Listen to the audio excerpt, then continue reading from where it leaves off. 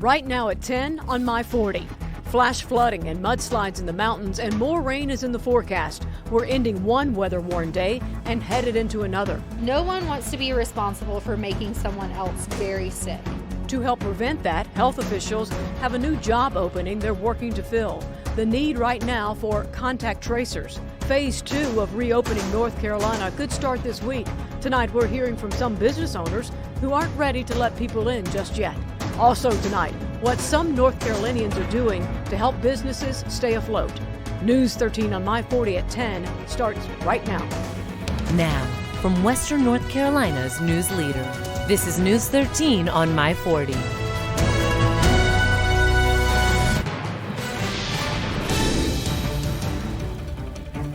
First tonight, we are ending one weather-worn day and headed into another one.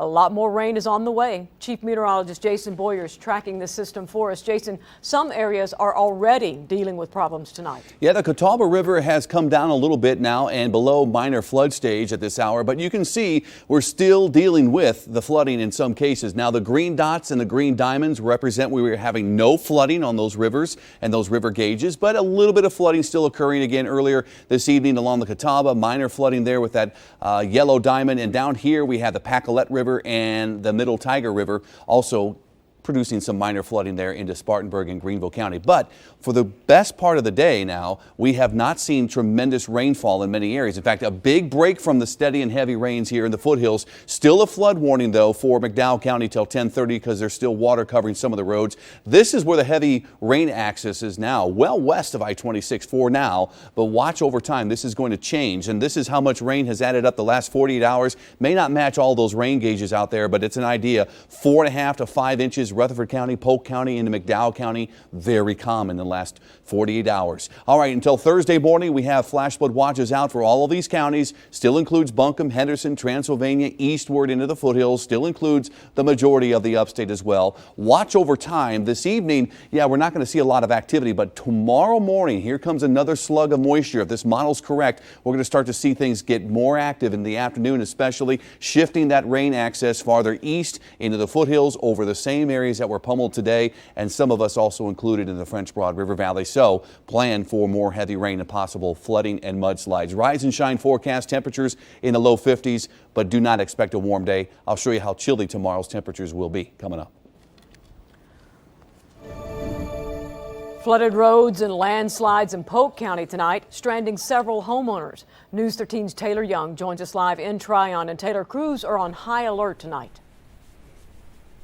Yeah, that's right, Tammy. They've been taking calls all day from residents throughout the county and will remain on call for the next couple of days as more rain is expected to roll into the region. County officials say dozens of roads flooded this afternoon and crews blocked off roads in higher elevations to clean up multiple landslides. No one was hurt, but the sheriff's office says at least one person was evacuated from their home because of the flooding. They're asking everyone to be prepared for flash flooding and plan for the worst as more rain is expected to come.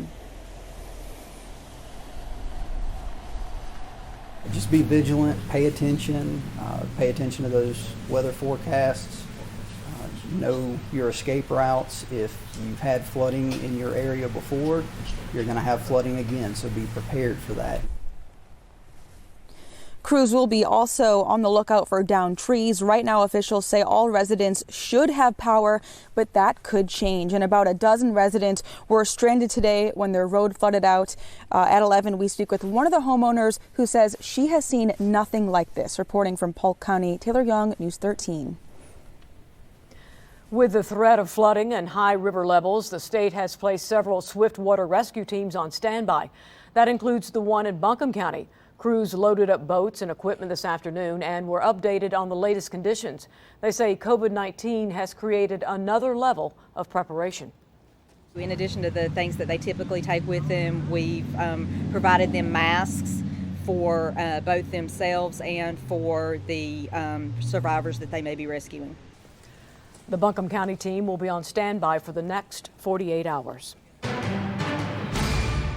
Breaking right now, a dam has given way in central Michigan, threatening the town of Midland. City officials say the 42,000 residents there have to evacuate now. This is video from our sister station, who's covering the story. The entire area has seen heavy rain all day long. We will keep you updated on this breaking situation. Here are the latest number of COVID-19 cases in the mountains. Buncombe County now has 182 cases. That's up 6 from yesterday, and an additional death, bringing the total to 6. McDowell and Polk County also reported several new cases, and Haywood County reported a new case, climbing to 26 cases total. With all 100 counties in North Carolina now reported COVID-19 cases, officials say tracking these cases has become more important than ever. Counties in our area are now employing contact tracers to do just that. News 13's Caitlin Pinter spoke with health officials in Buncombe County and Henderson County as well. They say they are growing teams to get the job done. Yes, both counties are using current nurses on staff, but officials say if positive cases go up, they will be bringing in people from outside of those departments. In Henderson County, the director of nursing says they have 8 people working as contact tracers, with the potential of growing to 20. They start by calling the person who tested positive for COVID-19. They ask them for the names of everyone they came in contact with. They then reach out to those people to ask them if they are symptomatic and tell them how to quarantine. We do have plans and the ability to look at other county employees to help us with contact tracing. And then the state has stood up contact tracing resources. In Buncombe County, officials say 6 nurses are working as contact tracers. They say they are increasing that number to a minimum of 19 or possibly 45. They say they are using school health nurses and are working to get more contact tracers from a state organization. Buncombe County officials say training for these contact tracers started this week and continues into next week. And coming up at 11, what statewide network they're pulling contact tracers from and how you can apply. In Asheville, Caitlin Pinter, News 13. President Donald Trump says he wants Americans to go back to work. But as reporter Karen Kafa tells us, some states are still seeing more coronavirus cases every day. President Trump with his cabinet Tuesday, reiterating he wants Americans back to work. We have to get back to work, and we want to open up, and the people want to open up. The president and vice president met with GOP lawmakers Tuesday about the next steps toward economic recovery. Senate Republican leader Mitch McConnell putting the brakes on another stimulus right now. We need to assess what we've already done, take a look at what worked and what didn't, and we'll discuss the way forward. Republicans have signaled openness to some additional measures, like liability protection for businesses against COVID-19 related lawsuits from workers and aid for state and local governments with budgets hammered by the pandemic response. By Wednesday, all 50 states will have taken steps toward reopening. Connecticut, the last. This is the time to take a baby step, start cautiously reopening. Those reopenings a big factor in the White House recovery equation. But Treasury Secretary Steven Mnuchin was pressed at a Senate Banking Committee hearing about workers' safety. How many workers will die if we send people back to work without the protections they need, Mr. Secretary? Mr. Senator, we don't intend to send anybody back to work without the protections. Despite the reopenings, as of Tuesday, at least 17 states were seeing daily case rates on the rise. In Washington, I'm Karen Kafa. It's just making a bad situation worse for people who are already in a bad situation. Why some departments in the mountains say they will not enforce the governor's stay-at-home order. And later, what some North Carolinians are doing to keep businesses afloat during the pandemic. Music shop. 2 local sheriffs have joined several others across the state saying they will not enforce the governor's stay-home order. The Polk County Sheriff's Office says while deputies have the responsibility to respond to complaints, they will not be charging any individual, business, or religious organization that violates the order. Nobody likes the idea of charging a criminal charge on a business owner or a pastor or a churchgoer, people trying to make a living. The agency's attorney says the decision is based on conversations with the district attorney, other sheriff's offices, and the county's health department. The Graham County Sheriff also says he will not enforce the order, saying in part, quote, "This is an effort to help some of our folks to recover and give our citizens an opportunity to go eat inside while sitting with family, friends, and or co-workers." A North Asheville restaurant continues to defy the governor's orders banning dine-in service. The owner of Rise and Shine Cafe on Merriman Avenue was again seating customers today. Neither the customers nor the servers were wearing masks. The owner of the seafood store next door wants the health department to step in. My hopes going forward is that they will either comply or be closed. The rest of us that have decided to stay open have incurred a whole lot more cost to stay open.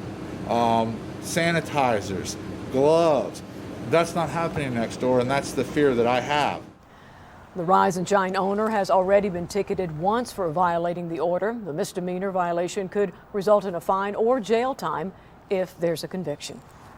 We are continuing to monitor the rain that's falling across the mountains tonight. And Jason, we're expecting this wet weather to last through the holiday weekend? Yeah, at times we're going to be wet through the holiday weekend. The good news is it's not going to be as widespread as it has been lately. Look at this. We picked up a little more than a half an inch of rain at the airport officially. That pales in comparison to the 4 to 5, even 6 inches farther east of I-26 today. We still have a surplus, though, of over 8.5 inches for the year, so it's not rain that we need. We will dry out eventually. I'll show you when and when we'll certainly get a lot warmer. Stick around.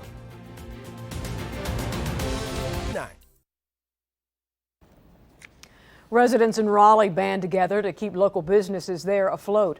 Reporter Joe Mazur talked with them about the idea that seems to be working. Utilizing a neighborhood Facebook page, Beth Mole started a fundraiser. A lot of us are blessed.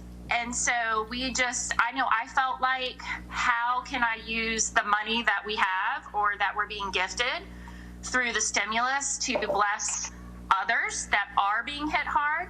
She set a goal of raising $500 to support one local business. We pick a small business around us, and we just all pick a day and we buy something from them or support them in some way. Close to 30 families in Summerfield North purchased $520 in gift cards from SOLA.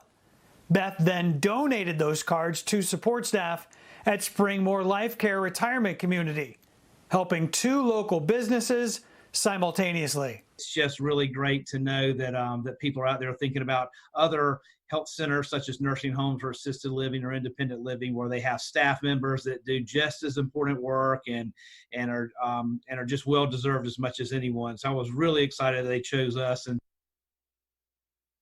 SOLA owner John Luther has been amazed by the love being shown for his shop and his employees. Unique things that have happened have been greatly appreciated. People have brought gifts and flowers and donuts and other stuff just to keep us going. By getting her kids involved, Beth is teaching them valuable lessons about service.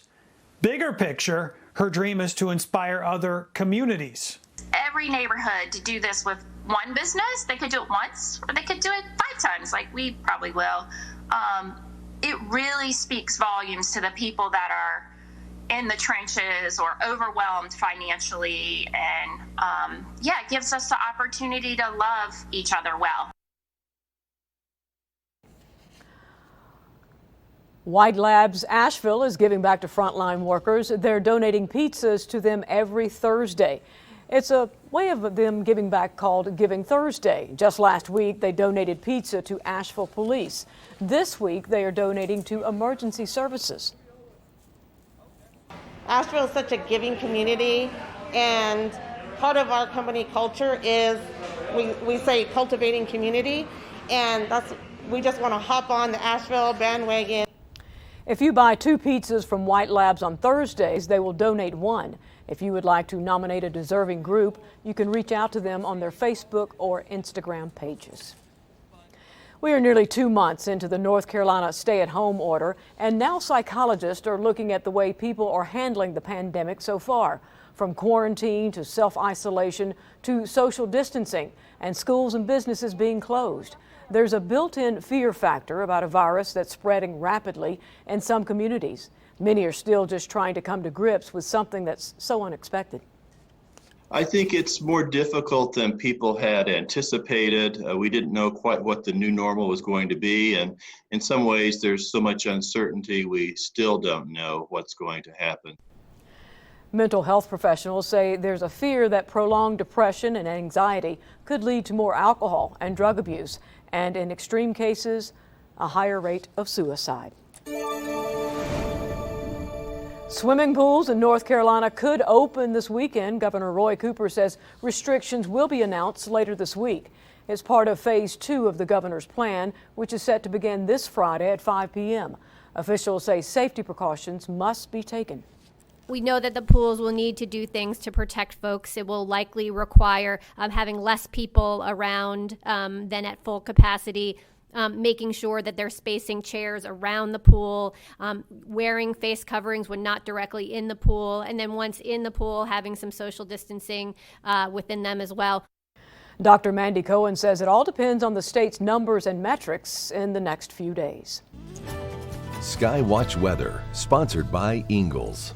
Well, the air temperatures will be warm enough for you to maybe be enticed to get into the pools if they open, but that water temperature, unless the pool's heated, it's going to be cold. All this rain falling, that fresh water, that's cold water, folks, so that's going to be something to contend with. All right, the Catawba River, the best news of the day, it's now below minor flood stage, the latest stage at 10.3 feet. That's into a non-flood stage category. That's good news. The record stage was back in September of 2004, where it almost got to 18 feet. That would have put it in major flood stage. Of course, Francis and Ivan had something to do with that. All right, we still have that aerial flood warning out here in McDowell County for a few more minutes. That's just telling us that there has been flooding. Some roads still might have water on them. Turn around, do not drown and drive through that water. Avoid it. Here's where the heaviest rain resides now, well west of I-26. That's been odd because today they missed out on most of the rain until recently, so most of the rain was focused east of I-26. This is the setup. We have an area of upper level energy spinning now coming out of Kentucky into Tennessee very slowly. So another day and a half of this pattern, and it looks like that wind's going to be bringing in that Atlantic Ocean moisture, and it's going to be throwing it into our mountains, and we're going to be seeing that upslope effect along the eastern continental divide. That just sets up more flooding rain potential. So flash flood risk tomorrow is greatest here in the red. That encompasses Asheville, Hendersonville, eastern Transylvania County into the foothills, southern Yancey and Mitchell, all the way down into eastern and northern portions of the upstate. So heads up in those areas, especially if you've seen flooding already, expect to see more. Heavy rain, very high risk there in the storm threat index. Flooding, the high risk, and mudslides also on the high end risk for tomorrow into early Thursday. Thankfully, we're not looking at severe weather in terms of damaging wind or large damage in hail. That is a very low risk in terms of any damaging wind. In the yard forecast, well, if you want to get out there, yeah, bring the waders with you because it's going to be very soggy temperatures. Look at these temperatures. These are not mistyped numbers, folks. These are temperatures for highs only in the mid to upper 50s tomorrow in Asheville. That is a very cool day, some 20 degrees cooler than we should be. There's your morning start. A few showers around, but it looks like later in the morning another slug of heavy rain develops and comes in from the south, and that encompasses the French Broad River Valley eventually and east into the foothills. Northern upstate is involved, and this is the access we do not want to see where the heavy rain is going to fall again tomorrow. Same areas that were hit hard today. That could cause some big time flooding issues in the McDowell, Rutherford, eastern Buncombe, eastern Henderson, down through Polk, and even in the northern upstate and southern Yancey County too. So we'll watch it very closely. The good news is Thursday's still active, but not as active overall. When you add up all this rain, additionally to what you have already in your gauges, this could be another 4 or 5 inches, maybe high end 6 more in some spots east of I-26 and down into the eastern continental divide. That's going to mean about 10 inches of rain for some of you or more before it is said and done. Look ahead, though, the end of the month into the early part of June. This is a sight for sore eyes. We're going to have near average rainfall, it looks like, for much of the state and down into South Carolina, and slightly above average into the western Carolinas and west. Now, anything above average is not a good thing, but it's slightly above average at this point. That's not a terrible solution there. 40s and 50s for lows tonight. Again, chilly, those high elevations, 45 in Newland. Look at these highs tomorrow. Only in the 50s, barely getting to 50 in Newland. We'll see 60s well south and west into our southern mountains. Temperatures certainly on the cool side tomorrow with that weather-worn day. And then we see more thunderstorms in the afternoon Thursday, more thunderstorms in the afternoon Friday, and again Saturday, and again Sunday, and again Monday. Now, those are not washout days. Those will be scattered storms. So the holiday weekend, do not cancel those outdoor plans. Just know some of you might get soaked. New tonight, carbon emissions dropped to their lowest level In 15 years, the largest decline was in China. Research suggests daily emissions are down 17% from this time last year, and those numbers could keep going down. Emissions haven't been this low since 2006. The White House blames the CDC for the coronavirus pandemic, but is that really a fair claim? Reporter James Rosen has that story. Never in its 74-year history has the Centers for Disease Control faced such scathing criticism as during the coronavirus pandemic, including from the White House. Early on in this crisis, the CDC really let the country down with the testing, because not only did they keep the testing within the bureaucracy, they had a bad test, and that did set us back. Secretary of Health and Human Services Alex Azar called those remarks inaccurate and inappropriate. CDC has been working 24/7 to combat the pandemic. But in Senate testimony last week, CDC Director Dr. Robert Redfield appeared to acknowledge two different areas where his agency failed to spend monies appropriated by Congress over the last 5 years, which, if spent properly, might have mitigated the damage done by the coronavirus. One was biosurveillance capability. From FY16 to FY20, it's been $23 million a year. Why has CDC not contracted with private sector technology companies to try to use their tools for biosurveillance? This is under critical review now, in the process of making that happen.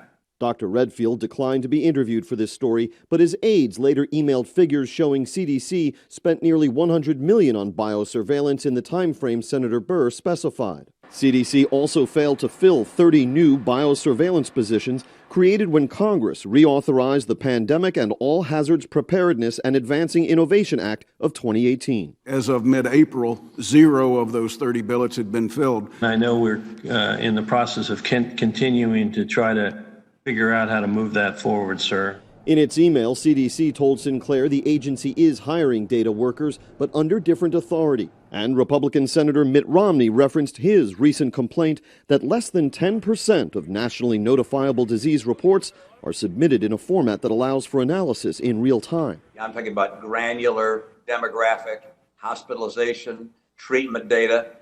How is it possible in this day and age that the CDC has never established such a real-time system with accurate data? I think it's one of the many shortcomings that have been identified as we went through this outbreak, and I couldn't agree with you more. It's time to get that corrected. There, Dr. Redfield's aides told us the underinvestment in America's public health data systems goes back, quote, many decades, and that it was the director who, working with the White House and Congress on the last federal budget in December, secured for CDC the first comprehensive funding for that purpose. Reporting from Chesapeake Bay, Maryland, James Rosen. A tweet just into the newsroom from the North Carolina DOT. It says NCDOT crews set a barricade on US 6474A about 6.5 miles east of Lake Lure, where the road is impassable. A culvert has failed and undermined the road. The westbound detour utilizes Rainbow Rapids Road, Freemantown Road, and Bills Creek. The eastbound detour goes opposite. We'll be right back.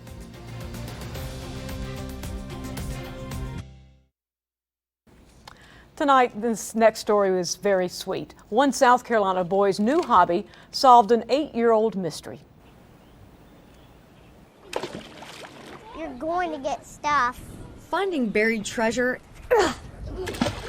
is every kid's dream. Awesome. Not even if it's like so tiny.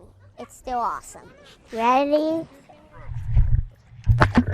That's one big giant fro. 6-year-old Knox Brewer Nothing. took up magnet fishing a few weeks ago. My favorite part about doing this is when we get something up, like how big or small it is. Like that. That's my favorite part of doing this. Screw. His parents, Jonathan and Catherine, hoped it would be a healthy hobby. We got it to help pass the time during the virus. After this fro.